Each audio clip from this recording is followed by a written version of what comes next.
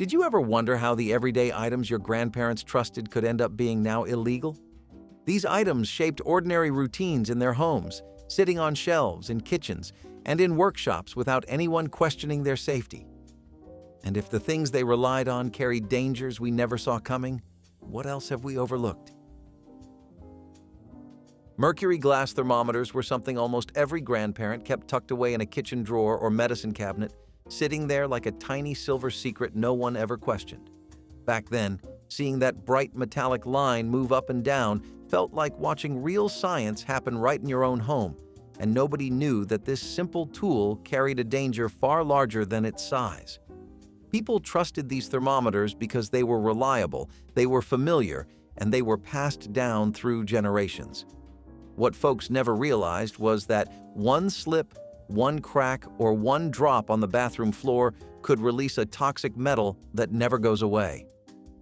Mercury did not just evaporate harmlessly. It lingered, it pooled, and it seeped into tiny corners nobody noticed. Doctors later discovered how dangerous even small exposures were, and suddenly something that once helped families monitor their health became a serious household hazard. There is something unsettling about realizing that a tool used to protect your family once carried such a hidden threat. Asbestos oven mitts and ironing board covers were once the gold standard of fire safety in the home, proudly advertised as the toughest, most heat-proof materials you could possibly buy. Your grandparents trusted them without hesitation, slipping their hands into those thick mitts and leaning over hot pans without a single worry in the world. Stores marketed asbestos like a miracle material, something so advanced and reliable that every home needed it. But every squeeze, every fold, and every scrape released microscopic fibers that floated into the air like invisible dust. These fibers did not break down, did not wash away, and did not leave your lungs once you inhaled them. By the time scientists uncovered the truth, asbestos had already found its way into ironing boards, mitts, pot holders, and countless other household items. Families were shocked to learn that the thing protecting their hands from burns was quietly harming them in a far more permanent way. Those mitts tell a story of trust, convenience, and a danger nobody saw coming. Carbon tetrachloride fire extinguishers were once seen as the future of household safety, a sleek and modern solution to kitchen flare-ups and small electrical fires. Grandparents kept them under sinks, in garages, and near stoves, believing they were armed with the best protection money could buy. When flames appeared, people were told to spray this magical liquid right onto the fire, watching it smother flames in seconds. But nobody knew what happened when that liquid touched heat. It released vapors that could stop lungs from breathing and turn a simple fire into a deadly cloud. Families who rushed to put out fires ended up inhaling something far more dangerous than the flames themselves, unaware that each breath carried a hidden risk. Today, it is terrifying to think how many families stood inches away from a toxic haze without understanding the danger. Those extinguishers remain one of the most unsettling reminders that sometimes the things meant to save us carry their own kind of threat, one hidden behind promises of safety and progress. Lead crystal drinkware was the pride of many grandparents' dining rooms, displayed behind glass cabinets like sparkling treasures reserved for holidays and special guests. These glasses caught the light beautifully, chimed with an elegant ring, and made any family gathering feel just a little fancier. People assumed that something so beautiful, so refined, must also be harmless. But lead does not stay locked inside crystal. It slowly dissolves into whatever it touches, especially acidic drinks like wine or fruit juice. Over time, researchers discovered how toxic lead exposure truly was, especially for children, and suddenly those elegant glasses did not seem so harmless anymore. The bans followed as new safety standards forced companies to retire lead from anything intended for drinking or eating. Today, those glasses sit mostly unused, reminders of an era when beauty and danger sometimes shared the same shine. Dichlorvos pest strips, also called no-pest strips, hung in kitchens, bedrooms, basements, and even nurseries, sold as a hands-free way to keep insects away without sprays or traps. People loved how easy they were.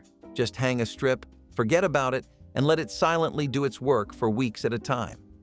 Grandparents trusted these bright yellow strips like invisible shields, believing they made their homes cleaner and safer. But that same vapor did not stop at insects. It drifted through the air into every breath people took, carrying a chemical that affected the nervous system. Children, pets, and older adults absorbed it the most, often without any symptoms until the damage had already begun. Once regulators understood how dangerous constant exposure was, especially in enclosed rooms, they banned the strips from household use. Looking back, it feels unsettling to realize how easily something labeled as safe could have such hidden consequences. Tris-treated children's sleepwear was once advertised as the pinnacle of safety, promising to protect kids from one of the biggest fears parents had at the time: house fires. These pajamas were soft, colorful, and seemed like the responsible choice, marketed directly to families who wanted their children to sleep safely through the night. Grandparents bought them with complete trust, believing that anything labeled flame retardant must be a step forward in home safety. But the chemical tris did not stay in the fabric. It rubbed off onto skin, onto sheets, and into the air. Children breathed as they slept. When these findings became public, the revelation shocked parents. Nationwide regulators moved quickly, banning tris-treated sleepwear and forcing companies to recall products already in homes. Those pajamas became one of the most infamous examples of how good intentions can lead to dangerous mistakes. Lead soldered canned foods were once a staple in every pantry, stacked in neat rows that promised long shelf life and simple meal prep during busy times. Grandparents relied on them for soups, vegetables, fruit, and even meats, believing that canned goods were one of the safest and most dependable food sources available. Families opened these cans daily, pouring their contents into pots without ever questioning how the can itself might affect the food. But lead does not stay put when it touches acidic ingredients like tomatoes or fruit juice. It slowly leaches into the food, turning a pantry staple into a silent source of contamination. Doctors eventually traced cases of lead poisoning back to these soldered cans, and regulators moved to eliminate lead from all food packaging. Suddenly, a trusted convenience became a symbol of hidden danger, a reminder that even the simplest products can carry risks no one expects today. Modern cans use safe materials, but the memory of those older designs still raises eyebrows. Fluoroscope shoe-fitting machines were once the height of innovation in shoe stores across the nation, turning an everyday errand into a futuristic experience. Grandparents remember sliding their feet into those wooden boxes and peering through a viewing window to see the glowing green outline of bones inside their shoes. It felt exciting, scientific, and even fun, especially for children who had never seen anything like it. What no one knew was that the glowing image came from direct exposure to X-rays. Each use delivered radiation straight to the feet, legs, and even the eyes of whoever looked through the viewer. Over time, scientists discovered the long-term dangers, linking the repeated radiation blasts to burns, bone damage, and even cancer. Regulators eventually stepped in and removed these machines from stores, but only after decades of widespread use. Those machines remain one of the most striking examples of how technological excitement can overshadow safety.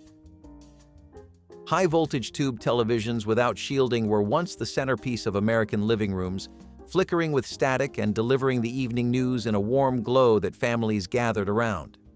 These sets were heavy, bulky, and full of complicated electronics that few people understood, but they brought entertainment into the home in a way nothing else could. Behind the scenes, though, those early televisions ran on dangerously high-voltage circuits that were not yet shielded the way modern electronics are. If a tube cracked or overheated, it could release radiation or send an electric shock through the casing. In some cases, internal components exploded, sending shards of glass inside the machine and sometimes outward toward anyone standing too close. Over time, safety standards improved and regulators required shielding that protected families from these hidden hazards. For many households, it is chilling to think that a beloved family television once carried risks nobody truly understood. Those sets tell a story of excitement, innovation, and the dangers that can hide inside even the most ordinary household items. Unvented gas space heaters were once a lifeline during cold winters, especially in older homes that struggled to stay warm. Grandparents relied on them heavily, placing them in living rooms, bedrooms, and even bathrooms to take the edge off the chill. These heaters glowed warmly and gave the comforting illusion of safety, filling the room with steady heat that felt almost luxurious. But what families did not realize was that unvented gas heaters released carbon monoxide directly into the home. This odorless, invisible gas built up silently, especially in tightly sealed rooms where windows stayed closed against the cold. As reports of illness and fatalities mounted, regulators recognized the danger and banned these heaters in most states. Looking back, it is unsettling to imagine families sitting close to these heaters, soaking in warmth that came with a risk they could not see or smell. Today, they serve as a reminder that warmth should never come with a silent cost. Formaldehyde closet deodorizers were once the hidden secret to keeping a home smelling fresh, tucked into closets and drawers like quiet guardians of cleanliness. Grandparents hung them beside winter coats, wool sweaters, and blankets, trusting that these little blocks would keep everything smelling crisp and free of musty odors. People believed they were doing something good for their clothes, protecting them from moisture and mildew during long storage seasons. But paraformaldehyde did not just freshen the air. It released fumes that were irritating to the eyes and lungs, creating an invisible cloud inside small enclosed spaces. Every time someone opened the closet door, they breathed in vapors known to cause headaches, coughing, and long-term respiratory issues. These deodorizers were eventually banned, and families were urged to switch to safer alternatives. Today, these closet blocks serve as a reminder that a pleasant scent is not always a sign of safety. Old formula mothballs with naphthalene were once a staple in every storage chest, attic box, and seasonal clothing bin, used by grandparents who swore by their ability to protect garments from moths. These little white spheres had a pungent smell that filled entire closets, drifting into hallways and drawers with an intensity no one questioned. Back then, people saw mothballs as a simple necessity, something you tolerated for the sake of saving your favorite wool coat or treasured blanket. They were tossed into trunks, packed with winter clothes, and placed in basements year after year. But naphthalene fumes did not just repel insects. They built up in the air and entered the lungs of anyone living near them, especially children and pets. Over time, researchers linked naphthalene exposure to anemia, liver damage, and respiratory illness, revealing dangers no one had imagined. Grandparents who thought they were preserving their belongings were unknowingly exposing themselves to toxic vapors floating through their own homes. As the health risks became widely recognized, regulators banned the naphthalene versions and replaced them with safer formulations. Many families were shocked to learn the truth about something they had used for so many years without hesitation. Even today, the sharp smell of old mothballs can bring back memories, but it also carries a reminder that not every household tradition stands the test of time. These tiny spheres left behind a long legacy of both protection and unintended harm. Cadmium-plated dishware once sat proudly on dinner tables across the nation, decorated with bright reds, yellows, and oranges that made every meal feel a little more cheerful. Grandparents loved these plates because they were sturdy, vibrant, and sold everywhere from department stores to small local shops. Families used them daily for breakfast, lunch, and dinner, never imagining that something so colorful could carry such a serious threat. Back then, bright colors meant quality and charm, not danger, but cadmium does not stay locked inside ceramic glaze. Over time, especially when exposed to acids from food, the metal can leach out and seep directly into whatever is being eaten. Researchers eventually discovered that cadmium exposure could damage kidneys, weaken bones, and cause long-term health issues, even at low levels. This revelation shocked families who had relied on these plates for years. Regulators quickly moved to ban cadmium in dishware, forcing manufacturers to overhaul their production methods. Many people packed away their old sets, uncertain whether it was safe to keep them even as decorations. The contrast between the cheerful appearance and the hidden danger made these dishes one of the more unsettling household discoveries of the era today. They serve as a reminder that beauty and safety do not always go hand in hand, especially in a time when fewer regulations existed to protect everyday families. Arsenic-treated wood for fences and decks was once considered the smartest choice for any outdoor project, promising durability and resistance to rot. Termites and weathering. Grandparents used it to build backyard fences, raised garden beds, picnic tables, and decks meant to last for decades. To families at the time, this wood felt strong, dependable, and far superior to untreated lumber that softened or rotted too quickly. Homeowners took pride in these projects, believing they were investing in something long-lasting and practical. But the protection came from chromated copper arsenate, a preservative that contained real arsenic. As the wood aged, small flakes and dust particles washed into soil, onto hands, and even into household pets who wandered through the yard. Long-term exposure to the chemical was later linked to multiple health risks, including cancer and skin damage. When researchers connected these dangers to common household use, regulators swiftly banned arsenic-treated wood for residential projects. Many families who had spent weekends building fences were shocked to learn the material they used carried risks far beyond simple splinters. Over time, safer alternatives replaced the older wood, but the memory of those green-tinted boards still raises questions about how many people unknowingly worked with toxic materials. Today, they remind us that convenience can sometimes hide contamination in places we least expect. Pressure cookers without safety valves were once found in nearly every grandparent's kitchen, sitting on stovetops like sturdy metal workhorses ready to tackle any meal. These early models built pressure quickly, helping families cook stews, beans, and soups in a fraction of the usual time. Back then, efficiency was everything, and these cookers felt like the future of fast home cooking. People trusted them wholeheartedly, believing their heavy lids and thick walls made them fail-proof.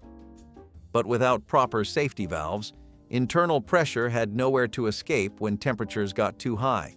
That built-up steam turned the cooker into a ticking bomb, capable of launching lids across kitchens or sending boiling food erupting in every direction. Stories of exploding pots became alarmingly common, with many home cooks experiencing burns or shattered kitchen walls.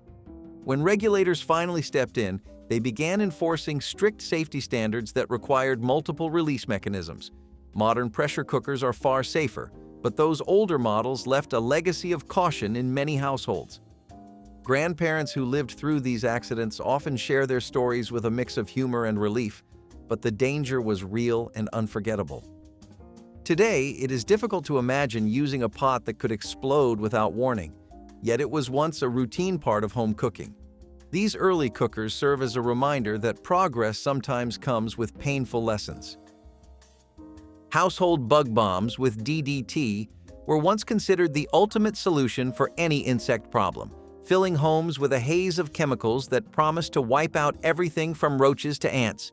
Grandparents shook the can, placed it in the center of a room, and pressed the button before leaving the house for hours. When they returned, they believed they were stepping into a cleaner, safer home, free from pests that threatened their food or comfort.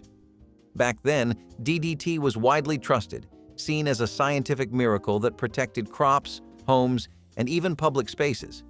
But DDT does not simply evaporate after use. It lingers on surfaces, carpets, clothing, and even inside the human body. Accumulating with every new exposure, scientists later discovered that DDT disrupted hormones, damaged wildlife, and posed serious health risks to people of all ages. When the evidence became undeniable, regulators banned DDT nationwide, and the household bug bombs that contained it vanished from store shelves. Many families were shocked to learn that something they used regularly carried dangers far beyond the bugs it killed. Looking back, these foggers represent a time when convenience outweighed caution, and chemicals were introduced into homes with little understanding of their long-term impact. Today, DDT stands as a symbol of environmental and health awareness born from painful discovery. Copper arsenate weed killers were once a common tool for grandparents who prided themselves on tidy lawns and well-kept gardens. These powders and sprays were marketed as powerful solutions that destroyed stubborn weeds without harming surrounding plants. Homeowners used them along sidewalks, flower beds, and backyards, believing they had discovered the secret to a perfectly maintained outdoor space. Back then, people trusted whatever the store shelves offered, confident that anything sold publicly must be safe. But copper arsenate contains real arsenic, a toxic heavy metal capable of lingering in soil for decades. As families worked in their yards, small clouds of dust drifted into the air, onto hands, or into the dirt where children later played. Pets walked through treated sections unknowingly, and rain spread the residue even farther than people expected. When researchers documented the extent of soil contamination and health risks, regulators banned the use of these weed killers for residential areas. Many families were stunned to learn that their once prized lawns had absorbed hazardous chemicals from years of enthusiastic yard work. Even today, some older properties still test positive for lingering arsenic near garden beds or fence lines. These weed killers serve as a sobering reminder that quick fixes in landscaping can sometimes carry long-lasting consequences that future generations inherit without knowing. PCP, treated leather goods were once sold everywhere, from department stores to small clothing shops, offering belts, handbags, and jackets preserved with pentachlorophenol. Grandparents purchased them because they were durable, resistant to mold, and had a polished finish that made them look high quality. Back then, leather was expected to last for years, and PCP treatments were marketed as the perfect way to ensure longevity. Families rarely questioned what kept their belts from cracking or their purses from collecting mildew. But pentachlorophenol is a toxic chemical that seeps into skin on contact and releases fumes slowly over time. Researchers found that even casual handling caused exposure to a substance linked to liver damage, immune system issues, and long-term health effects. Children especially absorbed the chemical quickly when they touched bags or jackets treated with it. Once these dangers became public, regulators banned PCP for consumer products, forcing companies to switch to safer preservation methods. Families who owned older leather goods often had no idea they had been carrying or wearing something harmful for years. The contrast between a stylish accessory and the chemical hiding inside it made PCP-treated leather one of the more surprising household hazards of its time. Today, these items remind us that fashion can sometimes carry invisible risks that no one suspects until the science catches up. Bare bulb heat lamps for bathrooms were once seen as a luxurious upgrade, offering instant warmth during cold mornings when stepping out of the shower felt unbearable. Grandparents installed them proudly, believing these lamps were both comforting and practical, especially in older homes without central heating. The bright red bulbs glowed intensely, filling the bathroom with a warmth that felt almost spa-like. People trusted them completely, flicking the switch every morning without considering any risk beyond the heat itself. But bare bulbs are fragile, and these lamps were often placed dangerously close to moisture. If water splashed onto the hot surface, the bulb could shatter violently, sending glass shards across the bathroom. Worse, the exposed wiring and intense heat created real fire hazards in rooms filled with towels, curtains, and wooden cabinets. When safety investigators documented the number of injuries in home fires, regulators banned these lamps and required protective coverings for any bathroom heating fixtures. Families who once saw these bulbs as a luxury suddenly realized how hazardous they truly were. Today, modern heating systems and safer bulb designs have replaced those old fixtures. But the memory of that glowing red light still lingers in many households. It is unsettling to think that something meant to bring comfort carried such unpredictable risks behind its warm glow. Oil lamp night lights for kids' bedrooms were once marketed as gentle, charming alternatives to harsh electric bulbs, offering a soft, flickering glow that helped children fall asleep. Grandparents placed them on bedside tables or wall shelves, believing they created a peaceful atmosphere that comforted young sleepers. These lamps were decorative, soothing, and widely sold in stores that catered to family households. Back then, the warm flame felt safer and more natural than electricity, especially in older homes where wiring was unreliable. But an open flame in a child's bedroom comes with dangers no one fully considered. If the lamp tipped, the oil could spill and ignite, turning a calm room into a dangerous fire scene within seconds. Even without accidents, the lamps released fumes that lingered in small bedrooms where windows stayed closed through the night. As reports of burns, fires, and toxic fumes increased, regulators banned these lamps for use around children. Families were startled to learn that something meant to soothe their kids had the potential to put them in real danger. The idea of a glowing flame beside a sleeping child feels unsettling now, but at the time, it was seen as perfectly normal. Today, these lamps stand as reminders that comfort and safety do not always go hand in hand, and that even the gentlest light can hide a risk. Handheld hair dryers without ground fault protection were once an everyday sight in your grandparents' homes, used casually near sinks and bathtubs without anyone thinking twice. These early dryers felt modern and powerful, delivering hot air much faster than older models, and families trusted them completely. People used them in tight bathrooms with damp floors, steam-filled mirrors, and water splashing everywhere. Back then, nobody understood how easily electricity and water could turn a simple routine into a life-threatening moment. If these dryers slipped, touched water, or shorted out, there was nothing to stop a surge of electricity from traveling straight through the device. Many accidents happened quietly, without warning, leaving families stunned by how quickly a normal morning could turn tragic. Over time, regulators stepped in and required ground fault protection to keep bathroom outlets and appliances safe. Today, it is difficult to imagine a world where a hairdryer had no automatic safety shutoff at all. Gas-powered lawn edgers without safety shields were once considered the secret to a perfectly crisp yard, used proudly by grandparents who took real pride in a clean edge along every walkway. These machines buzzed loudly and kicked up dirt like miniature construction tools, and people loved how sharp and professional the results looked. Homeowners guided them along sidewalks and driveways, never thinking about what flew out from beneath the spinning blade. Without a safety shield, stones, sticks, and chunks of debris shot outward at high speed, often straight toward the operator. Eyes, legs, and even passing children were at risk whenever the edger hit something hidden in the grass. Some families learned the danger only after a sudden injury made them rethink their weekend yard routine. Regulators eventually required safety guards, and the older versions disappeared from stores. Looking back, it is unsettling to realize how casually people once handled a tool that could send debris flying like tiny missiles. Metal-sheathed extension cords without insulation were once tossed into utility drawers and garages as casually as any other tool, used for lamps, radios, or holiday lights. These cords looked tough and reliable, wrapped in metal that seemed far sturdier than simple plastic coating. Grandparents trusted them because they felt durable, heat-resistant, and capable of lasting a lifetime. But inside that metal sheath was wiring with almost no protection from wear, moisture, or accidental bends. If the cord kinked or cracked, the metal exterior could carry live current straight into a person's hand.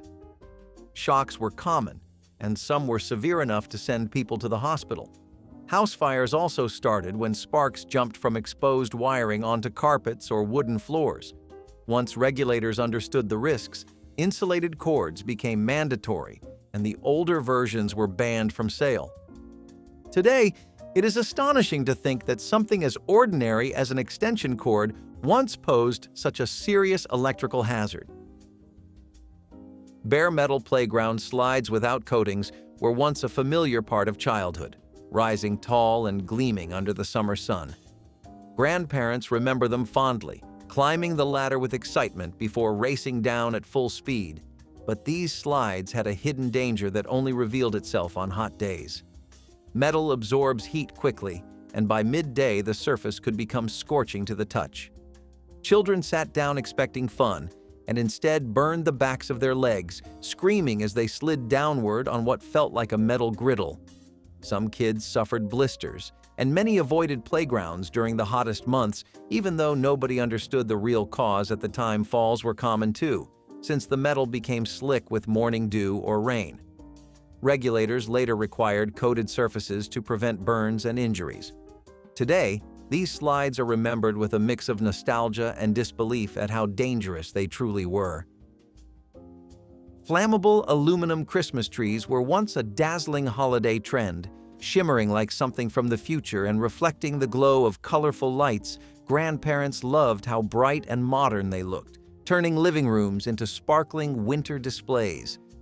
But underneath the beauty was a danger no one fully understood at the time.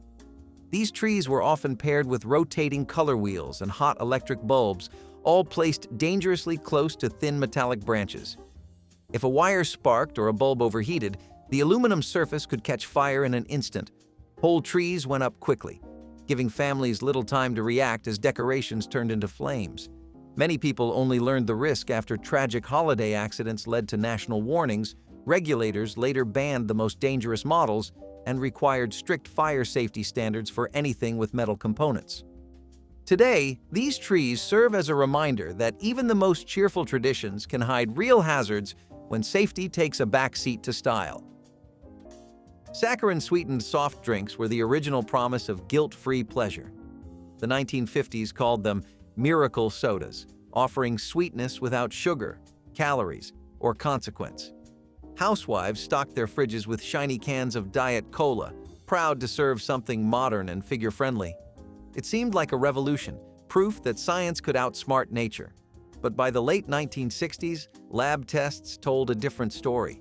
Rats given high doses of saccharin developed bladder cancer, and public trust shattered overnight.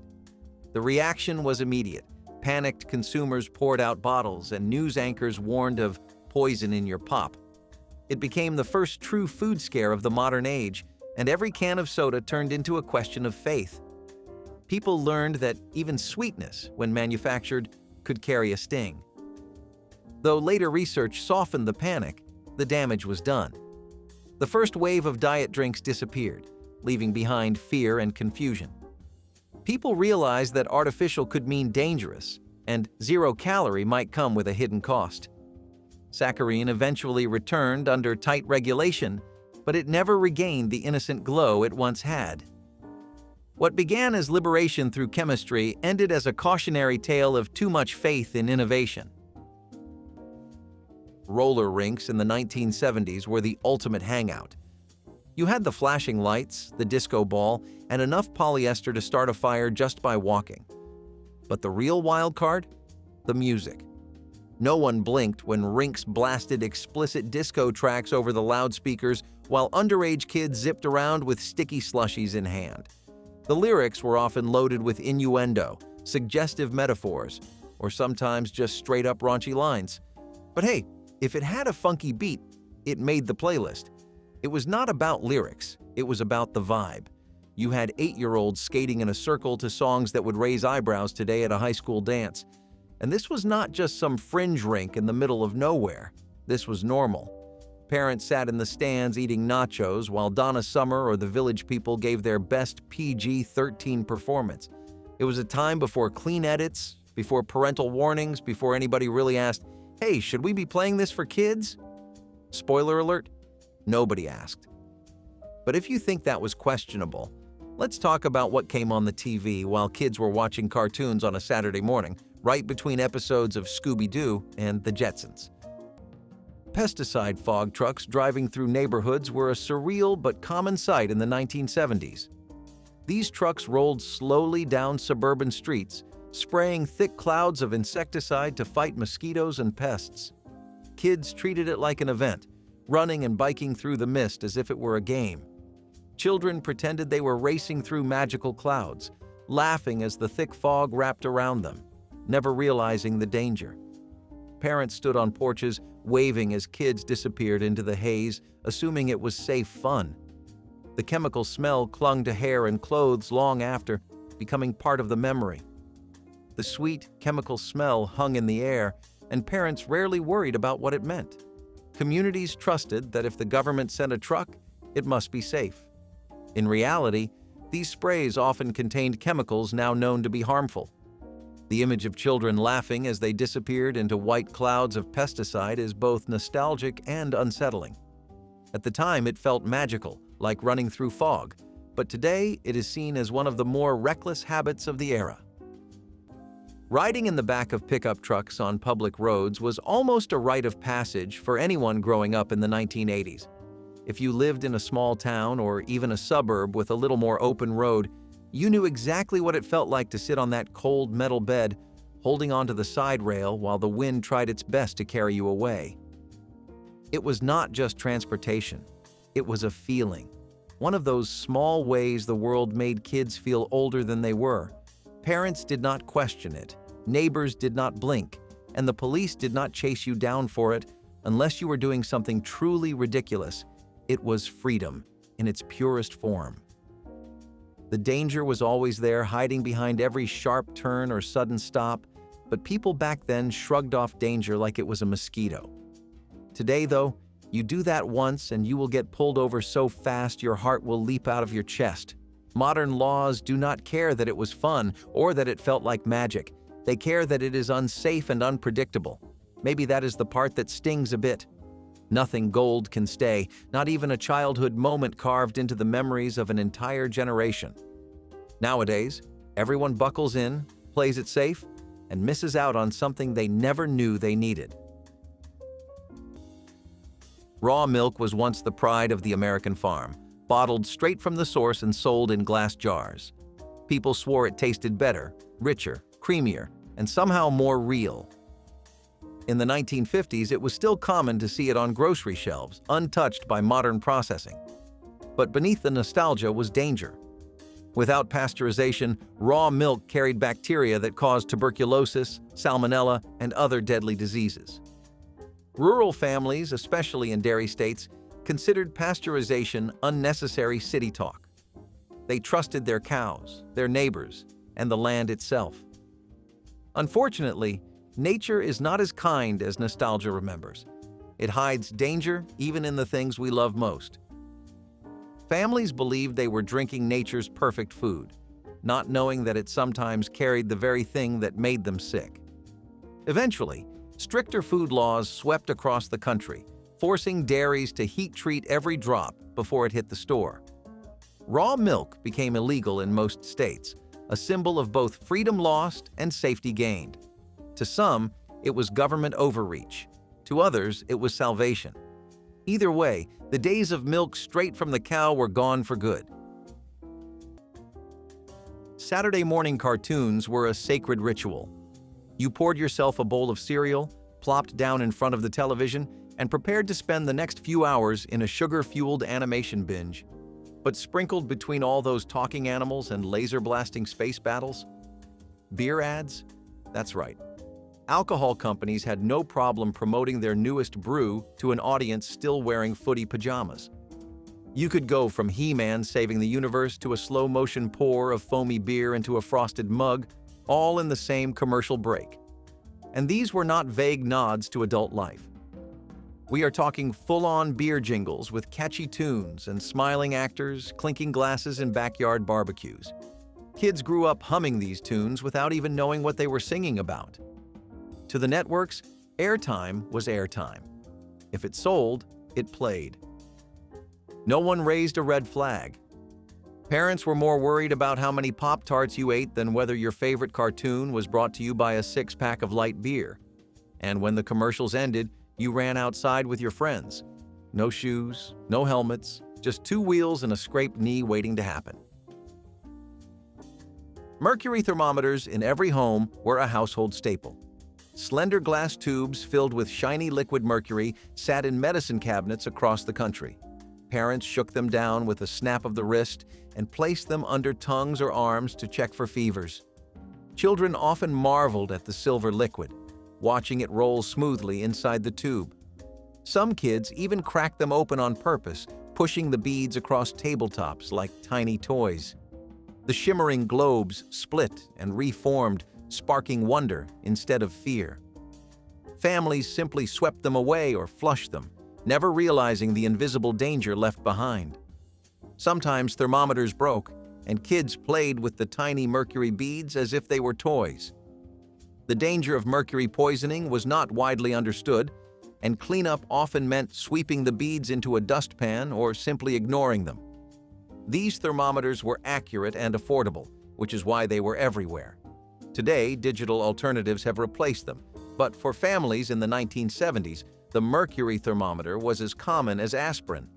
Looking back, the sight of that silver bead climbing the tube is remembered with a mix of comfort and alarm. Setting off homemade fireworks in residential streets was the kind of chaotic joy that defined warm nights in the 1980s. You would see neighbors gathering outside as soon as the sun dipped below the rooftops, everyone holding sparklers, Roman candles, or something cobbled together from a kit someone found in their garage. Kids would run around barefoot while adults lit fuses with a cigarette lighter, sometimes backing away slowly, sometimes sprinting like their lives depended on it. People trusted that nothing serious would happen, even if accidents were more common than anyone admitted. Today, though, the same act will get you arrested faster than a firecracker can hit the pavement. Cities want permits, states want regulations, and your neighbors want peace and quiet. Setting off fireworks in a residential street is considered reckless endangerment, a fire safety violation, or even a criminal offense depending on where you live. Maybe people were too relaxed back then, or maybe we have become too strict now. Either way, those old fireworks nights remain burned into memory, glowing like embers from a time when danger and delight lived side by side. Tinned fish packed in PCB-laced oil was once considered a healthy, protein-rich option for busy families. Tuna, sardines, and anchovies sat neatly in shiny metal tins, waiting to become quick lunches or midnight snacks. The oil inside kept them moist and flavorful, but it also carried a hidden poison. At the time, convenience was king, and no one thought to question what made those tins last so long on the shelf. Housewives trusted the packaging, the labels, and the smiling faces in the ads that promised ocean-fresh flavor. The irony was cruel. In trying to make food safer from spoilage, manufacturers had filled it with something far worse. Polychlorinated biphenyls, or PCBs, were used in industrial lubricants and electrical equipment. Somehow, they found their way into the oils used for food preservation, contaminating entire batches of canned fish. PCBs did not break down easily. They accumulated in the body, linked to cancers and reproductive harm. At the time, no one had a clue that a simple tuna sandwich could contain a chemical cousin of motor oil. When the scandal finally broke, it rocked the seafood industry and reshaped how food safety was monitored. Factories were overhauled, regulations tightened, and faith in clean eating took a heavy blow. The sea that had fed generations now carried a warning label of its own. Back before Halloween became a yearly anxiety fest, taking unmarked candy from a neighbor was just how the night worked. You rang a doorbell, yelled, "Trick or treat," and got handed whatever someone had lying around. Loose jelly beans? Great. Homemade fudge and wax paper? Even better. The idea that candy needed to be sealed and tamper-proof had not fully caught on yet. No one was worried about needles or poison. Your biggest fear was getting a box of raisins. Parents did not comb through your haul under a flashlight. They just told you not to eat it all at once. The neighbor handing out popcorn balls or wrapped caramels was not suspicious. They were the cool house. Trust was the currency of the neighborhood, and if someone put effort into a treat, you respected it. Now, we wrap everything in layers of packaging and double-check labels like candy is a security threat. And after all that sugar buzz, you already knew where the real party was, under a disco ball, skates on, and lyrics your parents probably should have listened to more closely. Gasoline left in open containers was another ordinary hazard of the 1970s. People stored spare fuel in garages, sheds, or even glass jars without sealed lids. The strong smell filled the air, and kids often played nearby, oblivious to the danger. Sometimes children even dipped sticks into cans, lighting them like torches for fun. Jars tipped over easily, soaking floors with flammable puddles that adults casually wiped up. The risk of sparks from tools or cigarettes never crossed people's minds until disasters happened.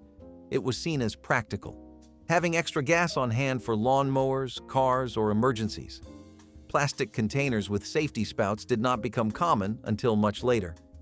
Back then, cans often leaked, tipped over or sat open in the heat, creating enormous fire risks. Families accepted it as normal, part of maintaining a household.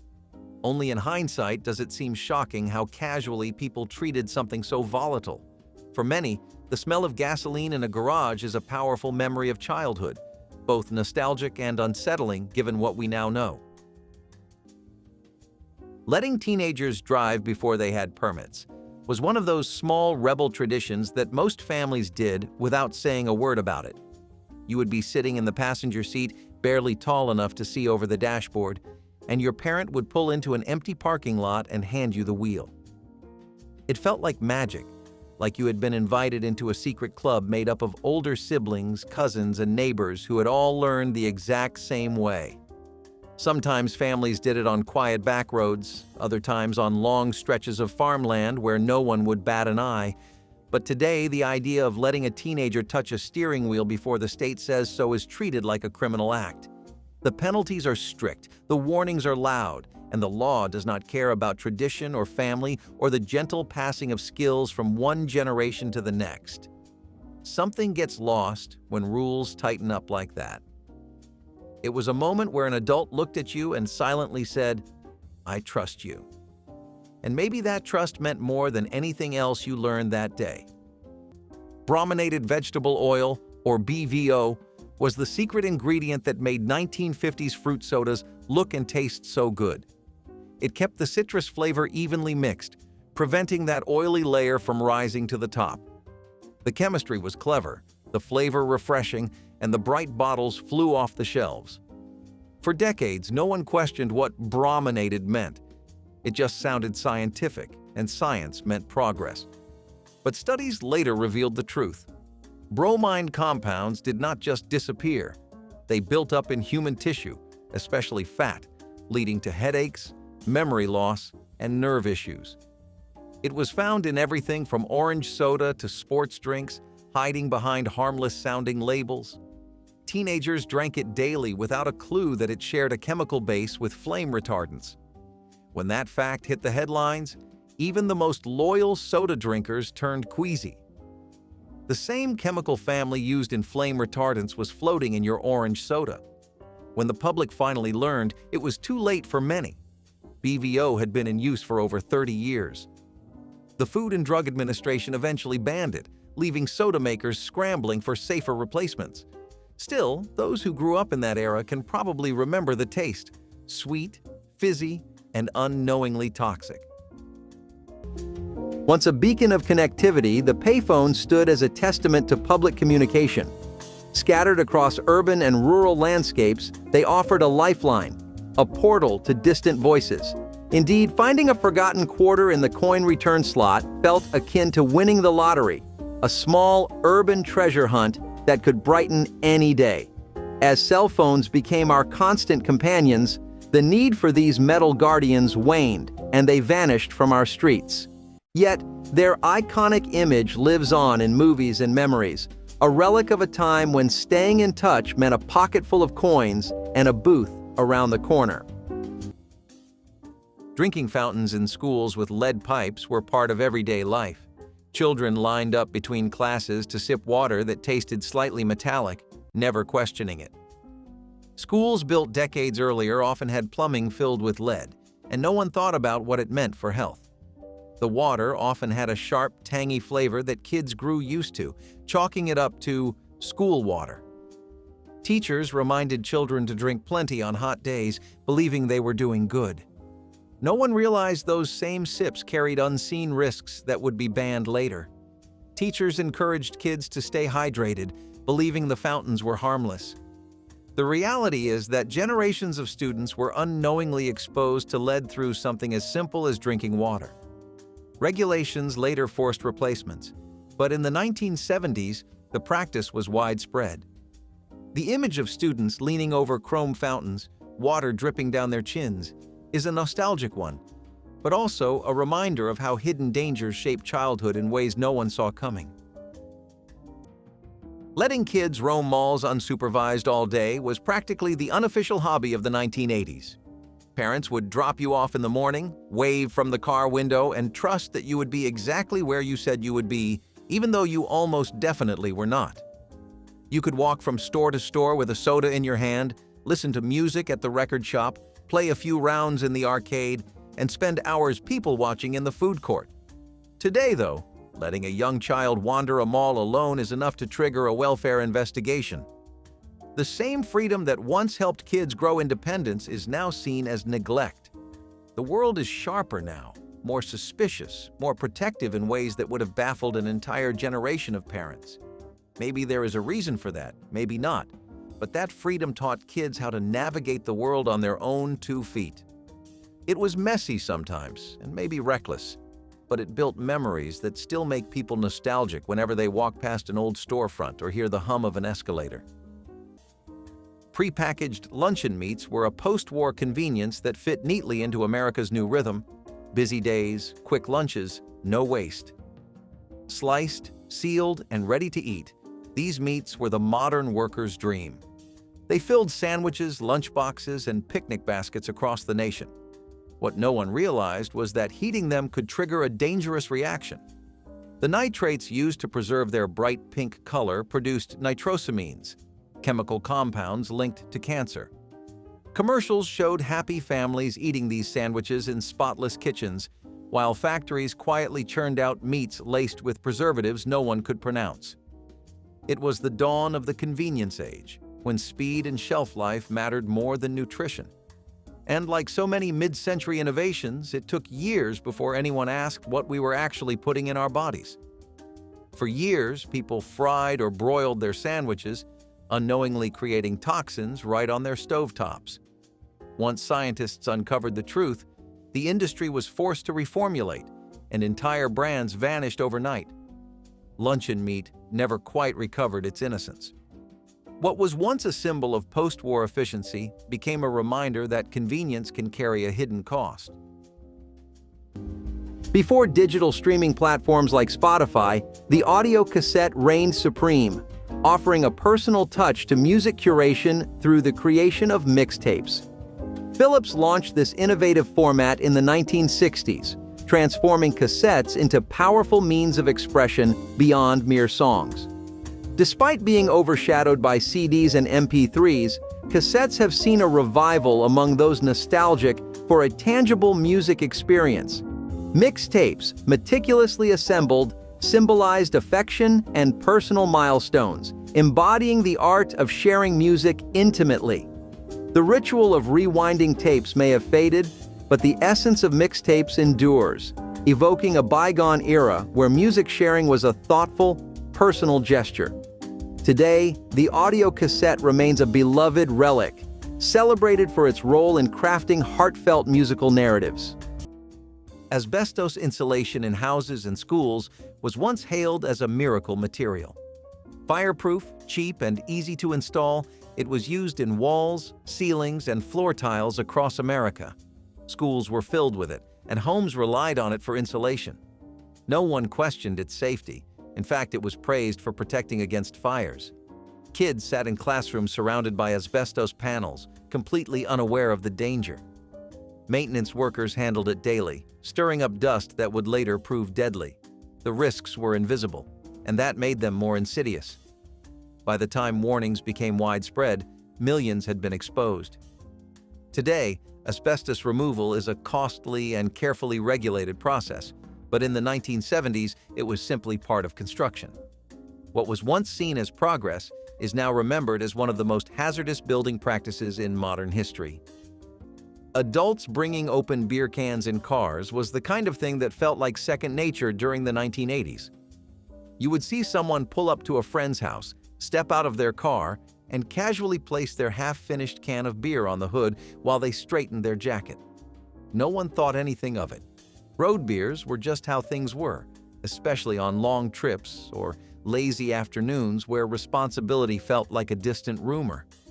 It is not that people were reckless on purpose, it is that the rules were looser, the judgment was lighter, and the world simply did not carry the same anxious energy that it does today. Somewhere along the line, though, lawmakers got tired of looking at accident reports and tired of pretending that alcohol and moving vehicles could share the same space without consequences. Today, an open container violation is enough to ruin your whole week. You can get arrested, fined, or worse, depending on what the officer sees when they lean in to talk to you. In the past, adults just wanted to unwind after a long day or enjoy the breeze with something cold in their hand, and no one pointed fingers or sounded alarms over it. It says a lot about how differently we live now, how tightly the world holds on to every rule and every precaution. Maybe that is safer, but it is also a reminder that the 1980s lived in a different rhythm, one we will never fully get back. Formaldehyde-laced milk sounds like something out of a nightmare, but in the early 1950s it was a reality for some families. When refrigeration was expensive and spoilage high, certain dairy producers found a shortcut. Add a touch of formaldehyde, a preservative used for embalming. It kept the milk fresh longer, even in the heat. To the average shopper, this was the golden age of trust. If it came in a bottle with a farm logo, it had to be safe. The idea that something so pure-looking could be chemically tampered with was unthinkable. But greed and convenience always find their way into progress, especially when no one is watching. Consumers never suspected a thing, trusting the white liquid poured into their children's cereal bowls. For years, families drank what they believed was the purest symbol of health, completely unaware of the chemical lurking within. It took illness, lawsuits, and stricter inspections to expose the practice. Once the scandal broke, public trust in the dairy industry took a hit that lasted decades. The lesson was clear: not everything that looks wholesome is. Sometimes the most dangerous things are the ones that seem the most natural. Yep, you heard that right. In the 1970s, you could go to the store and buy a science kit that came with actual radioactive samples. Glowing rocks, uranium ore, the whole radioactive shebang. These kits were sold as educational tools, a way to spark curiosity in young minds. And they did, right before they sparked some very serious health concerns.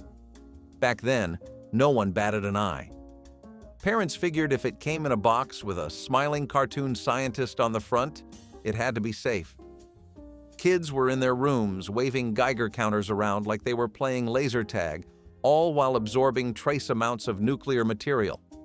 It was science. It was cool. It was totally wild. Of course, by the time the risks caught up to the curiosity, these kits had already found their way into thousands of households. That glow-in-the-dark magic? Yeah, turns out it was not so magical after all. But if you thought glowing uranium in your closet was risky, wait until you hear what people kept in their trucks, in full view, completely unlocked, and nobody cared. Lawn chemicals with few restrictions were sold everywhere in the 1970s. Homeowners sprayed pesticides and herbicides across yards, often with children and pets nearby. Bright green lawns were a source of pride, and no one thought twice about the risks of chemical exposure. Many families saw a flawless lawn as a symbol of respectability, more important than any hidden risks. Kids would roll down hills coated in chemicals, their hands stained green by grass and residue. Even pets drank from puddles on freshly sprayed yards without anyone stopping them. Bags of fertilizer and weed killer came with little more than vague instructions, and protective gear was rarely used. Kids played tag on freshly treated grass, rolled in it, and sometimes even helped parents spread pellets. The cultural push for perfect lawns outweighed concerns about health or safety. Only years later did studies link many of these products to long-term health issues. Today, warnings, restrictions, and organic alternatives are common, but in the 1970s, it was all about appearance. Families remember the smell of fresh chemicals mixing with cut grass, a sensory detail now tinged with unease. Spray painting graffiti as a teenager during the 1980s was less of a criminal act and more of a social event, a way for kids to leave their mark on a world that felt huge and unreachable. You would meet up behind an old grocery store or in a forgotten alleyway where the streetlights flickered like they were trying to decide whether to stay awake. Someone always brought the paint cans, rattling like maracas with every step, and someone else knew the perfect wall that had not been covered yet. The spray paint hissed through the air like a secret being shared, and for a moment you felt like an artist, a rebel, and a storyteller all at once. Adults frowned at it, sure, but most of them shrugged and joked that kids were just blowing off steam. Graffiti was part culture, part rebellion, and part teenage bonding, a strange blend of creativity and chaos. Today, though, none of that would fly. Police respond in minutes. Security cameras catch every move. What used to be a casual hangout activity is now locked under the label of vandalism, property damage, and a potential arrest on your record. The world grew less forgiving, less willing to see the art in the mess or the humanity in the mischief. But people who lived through it remember the thrill, the colors, and the sense of belonging that came with making something loud in a life that sometimes felt too quiet.